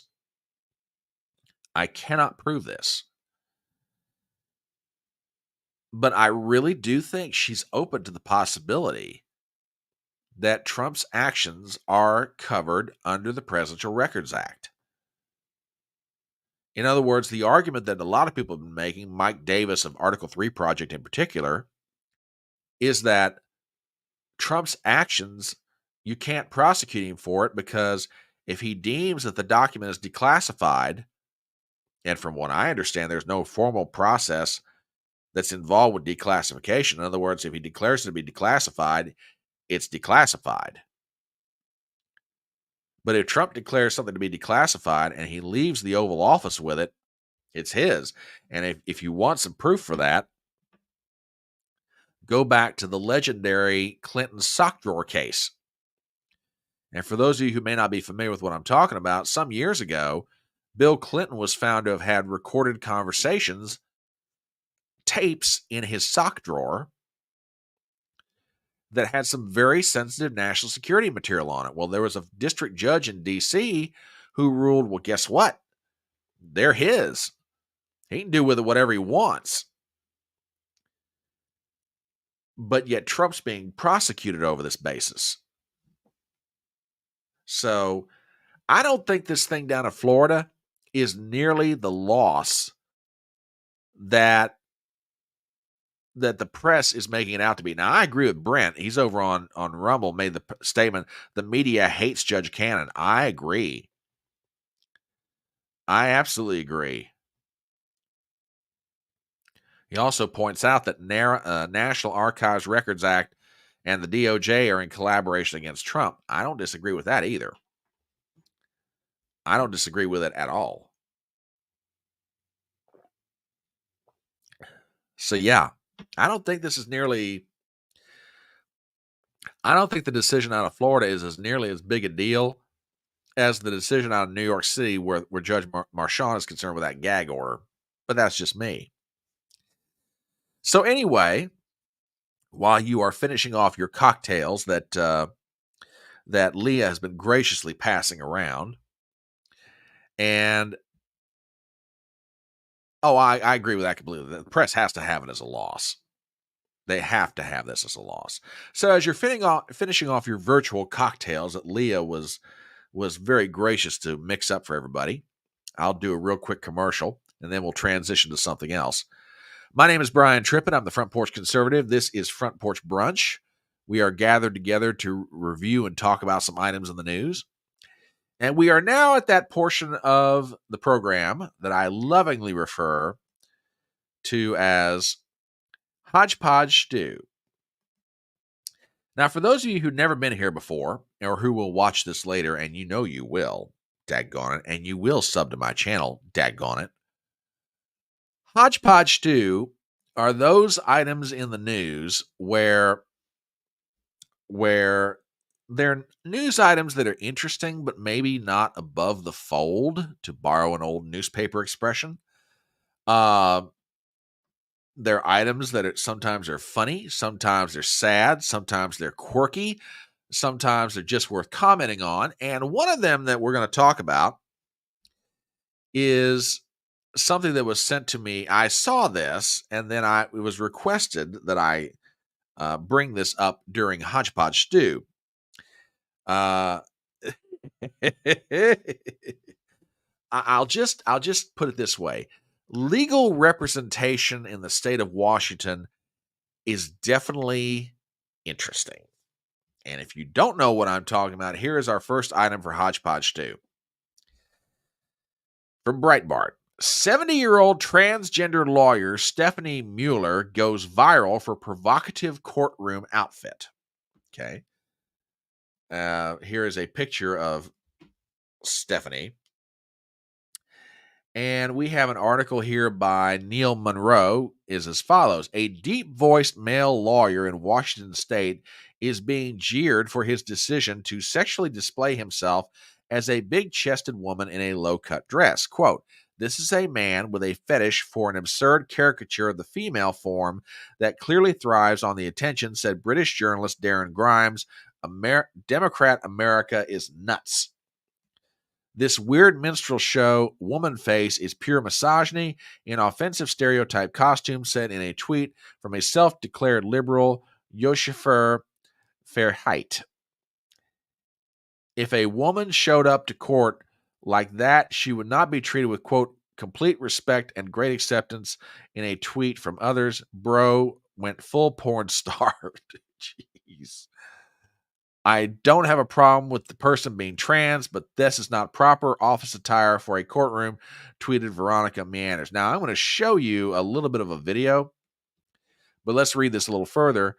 The Daily Mail headline gushed over the man's choice of appearance. Quote, "Trans public defender Stephanie Mueller, 70, opens up about changing gender late in life and reveals small-town Washington has been accepting of her new image with her largely surgically enhanced breasts," the article said.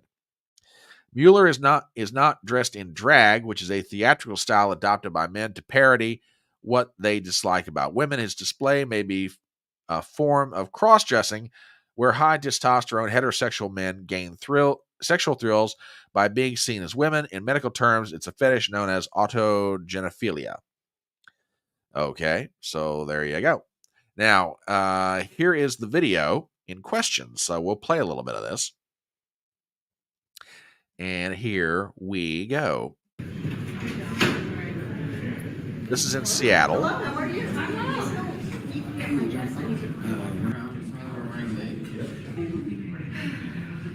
The public defender's office.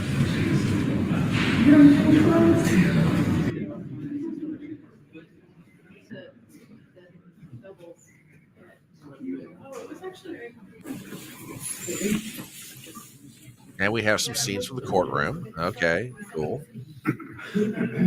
So we were talking A6, 845. And there's Stephanie. All right. Do I need to sign anything? Lord have mercy. She's accused of, criminal trespass. In the first degree, yes. She's innocent, of course. She's innocent, okay. Well, she's caught on video being arrested and protesting. And The client has pled not guilty and she's not guilty. How about that? Okay. Well,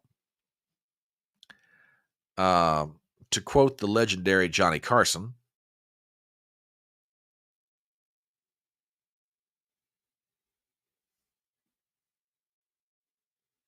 okay. Small timer. What the hell is even that?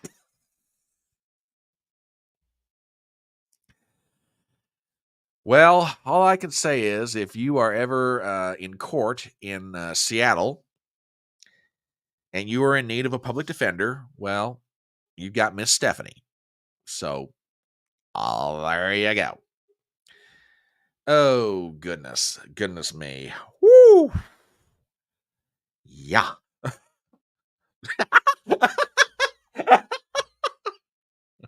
I'm sorry. I'm sorry, Robert. Yeah. Over on Rumble, Brent says, "Oh my God, that dude. Giant fake tits."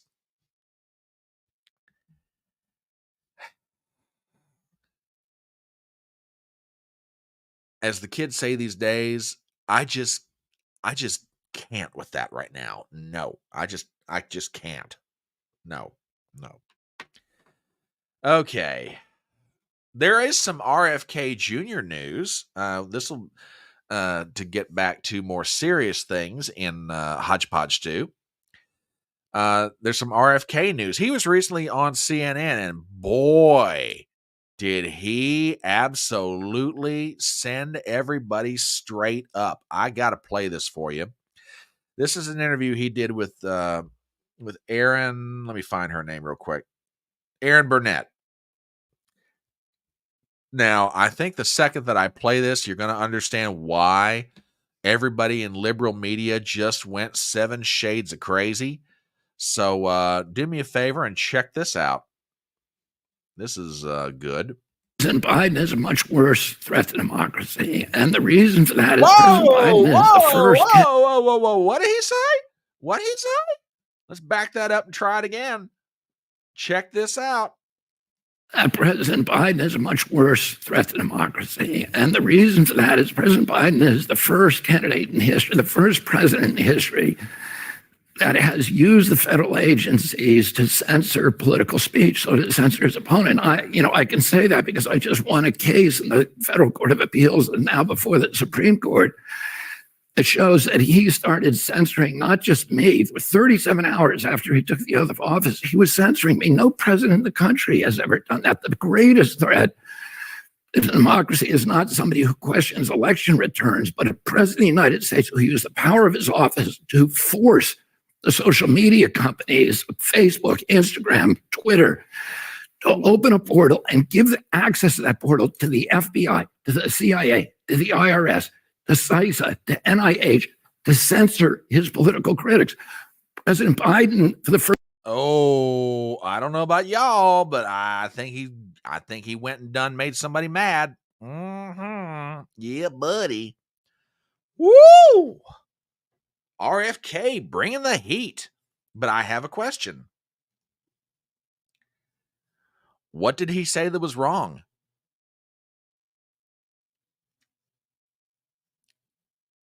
Look, the case that he's referring to is Missouri v. Biden.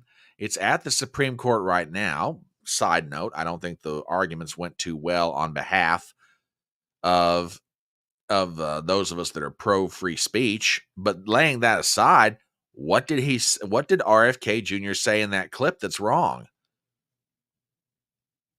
Now, lest you think that's all he did, check this out. This was on Breitbart. I found it this morning. Yeah, he may be a super lib progressive, but he's not wrong. He's not wrong in what he said. The Biden administration, and they presented example after example after example, where the Biden administration, through the DOJ, through Department of Homeland Security, and many others, were sending messages to Twitter and other social media platforms saying, I want you to take that down. Take it down. And and he pointed this out further into that clip. He is the first presidential candidate in American history who's been denied Secret Service protection. And he gave a very compelling, and I have not read it, but I can just imagine, he gave a very compelling set of arguments why he ought to have it. And Mayorkas, on behalf of the Department of Homeland Security, which would oversee this, denied him not once, but twice.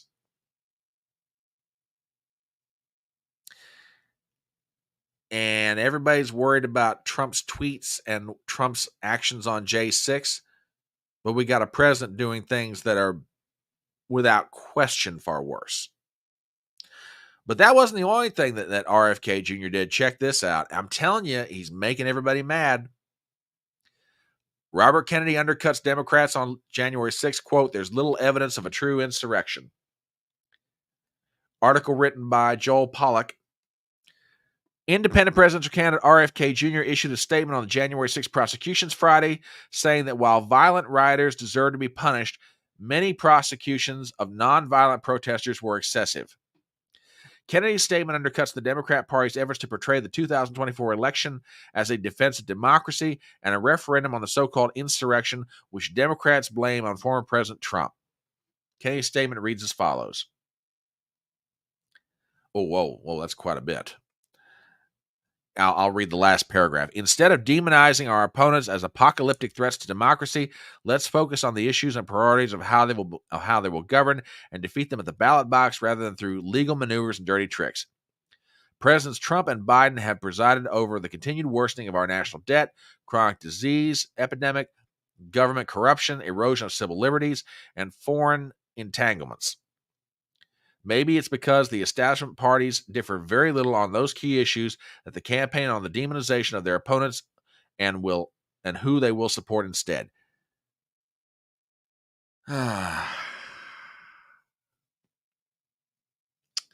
Yep.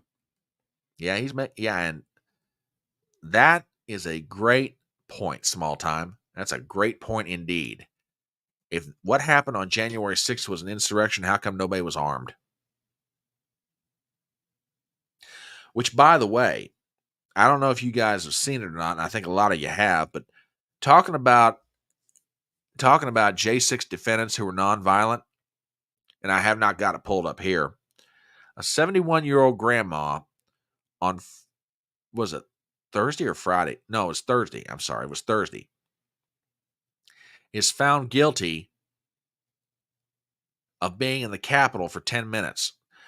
But because of that jury in D.C., that woman could if the judge goes through with the maximum sentence, she could wind up going to jail for 1 year and pay over $200,000 in fines. And her crime? She was inside the Capitol for 10 minutes.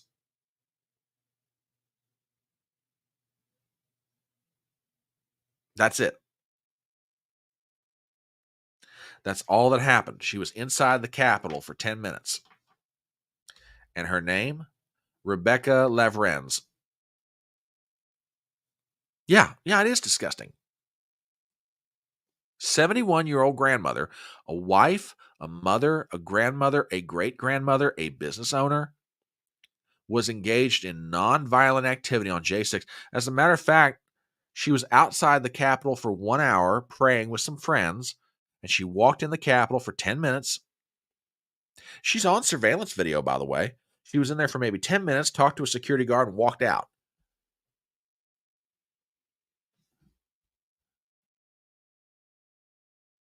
Great point. And other people made this comment. Christian Watson was one of them.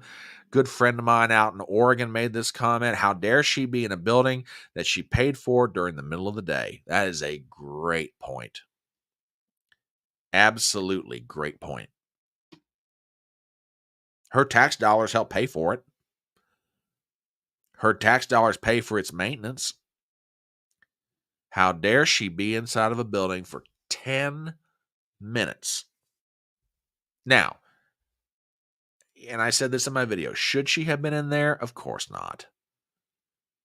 But we're going to put a 71-year-old praying grandmother away for 10 minutes. But we're going to leave the southern border wide open. We're going to let young ladies like Lake and Riley be killed by marauding illegal aliens. We're going to let cops like Jonathan Diller get shot and killed by criminals with a rap sheet as long as my arm. We're going to give money away to countries who should never have a dime of our tax money. We're going to do all that. But my goodness, if you walk in the Capitol for 10 minutes where you shouldn't be, we're going to lock you up. Good point. Good point. I'm telling you, down is up and up is down. Just incredible. Just incredible. Here. The more I know, the less I understand. Don Henley was absolutely right. Absolutely right. The more I know, the less I understand. Just crazy. Just crazy. Oh, so switching gears a little bit.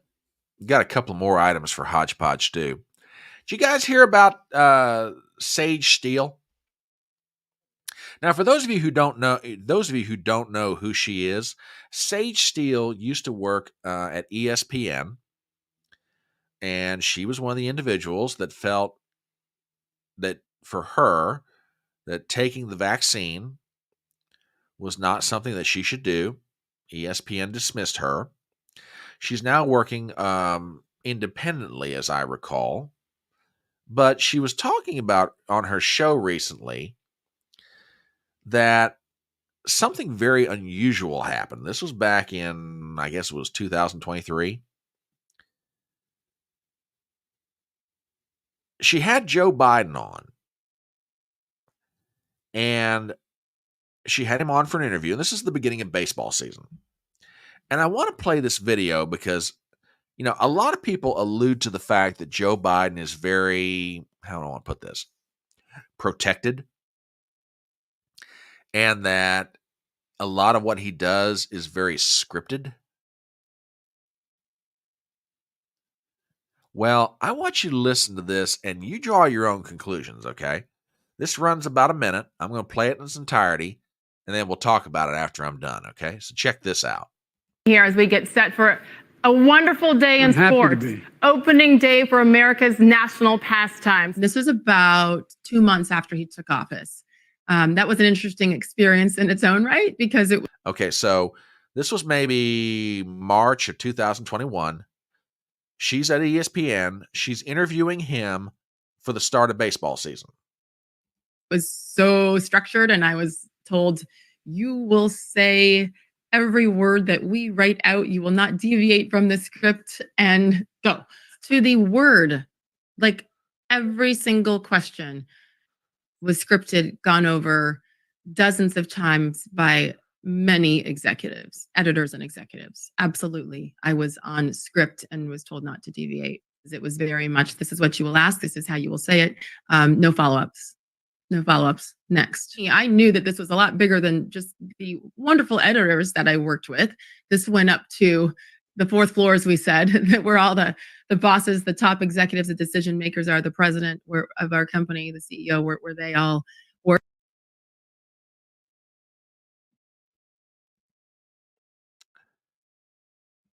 Now, I can understand the argument of trying to make sure that your guest, when they come on your show, isn't sandbagged. Okay. I mean, for example, in my case, whenever I'm doing chatting on the porch, and I'll let you guys a little bit behind the curtain.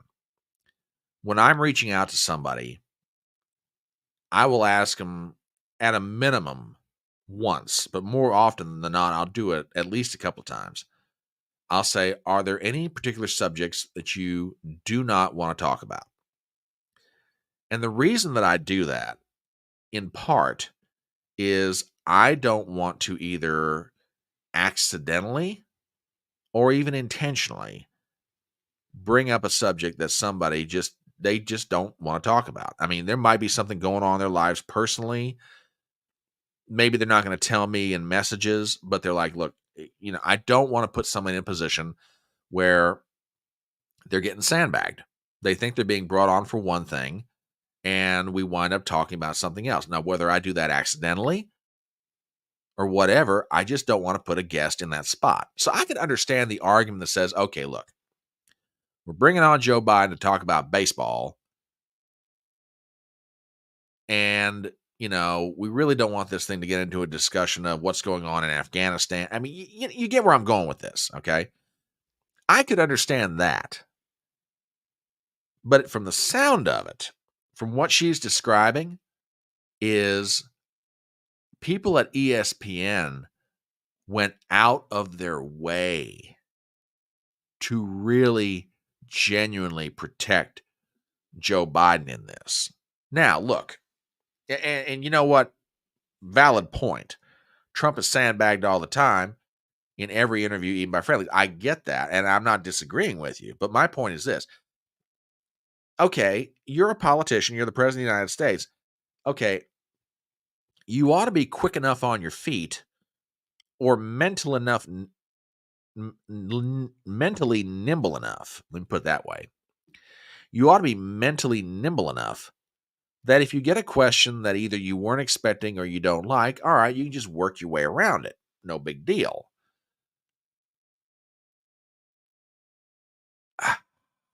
This is more than that.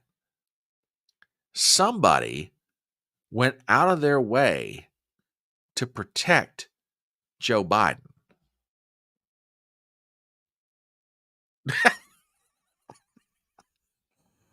Well, that's a good point. He is kind of quick on his feet. Your point is valid. But yeah, that what Sage Steele is talking about here is weird. Just plain old weird. And I came across that and I went, man, I mean, what is really going on with Joe Biden? Which, again, this is a question everybody's been asking for years in one form or another. Okay. But this is just one more example of what I think everybody is more or less coming to the conclusion of. Joe Biden is most certainly not his own man. He's having his strings pulled almost like a marionette's puppet. I mean, draw your own conclusions. I'm just bringing that to you. Let you guys talk about it. Well, it is 12:30, and as I said earlier, I've got a baseball game of some great nephews that I need to go attend. So I want to thank you guys for being here for Front Porch Brunch. This has been a load of fun, as always. And as I said, I will be back next week, starting this Tuesday. We're going to modify how we do, or how I do things on this channel. I'll be modifying them. And we're going to start doing more live streams during the week.